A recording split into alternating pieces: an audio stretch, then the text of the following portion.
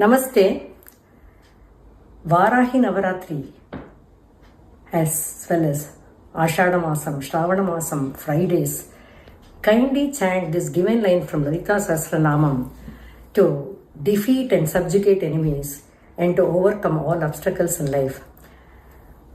Vishukra Pranaharana Varahi Viryanandita Shri Matre Namaha. Vishukra Pranaharana Varahi Viryanandita Shri Matre Namaha. Vishukra Pranaharana Varahi Viryanandita Shri Matre Namaha.